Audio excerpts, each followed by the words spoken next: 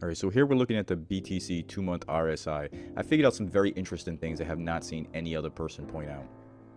I'm seeing many similarities that are leading me to think we may be out of this bear market sooner than people think. Let's take a look at this top RSI level all the way down to the bottom RSI level of the last bear market, which is a 48% drop. If you look at the top of the RSI level to the bottom of the RSI level on this bear market, it's a 49% drop. We're going to come back to this image and look at these other boxes more. Take a look at these days and percentages. If you look when the RSI crossed bearishly, it goes down to the bottom and then it crosses positively, and that's when we enter the bull market. This happens in every bear market. So between the time when the RSI crossed bearish and when the RSI crossed positive, that was 851 days. There was a 22% difference at the levels where they crossed. If you look at the current bear market we're in, it's about 853 days at this point right here, where we crossed bearish into this market. We have not crossed back up yet. If the same exact thing was to happen, we should be crossing right around this area where this arrow is and where this red square ends. However, since we have not done that yet, let's take a look at this area right here that we're in.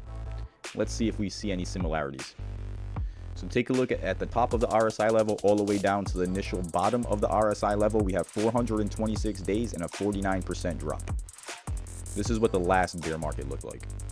Our current bear market has been very similar. From the top of the RSI level to the initial bottom of the double bottom in our RSI, it was 48.9% and 426 days. What a coincidence.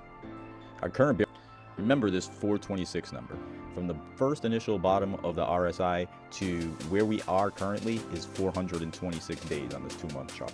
In the last bear market, this is where we were at 426 days away from the RSI bottom.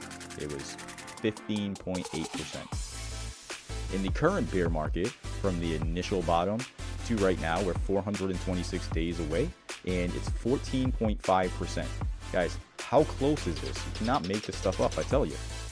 So this is where we are currently. Let's go back to that very first screen now and compare.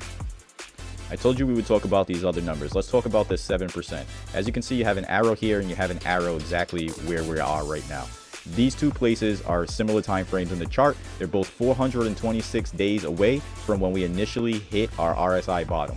As you can look, the gap in between this purple line and this yellow line is 7%. The gap between this purple line and this yellow line is 7%. This is where we were at 426 days. This is where we are now at 426 days. This yellow line is going to be coming down like this yellow line come down because this is a lagging line, okay? So if we start moving up, we're going to have a cross at approximately the same exact time. I told you we would talk about these other numbers. Let's talk about this 7%. From the initial bottom to where we are currently is 15% increase. From the initial bottom to where we are currently is a 14% increase.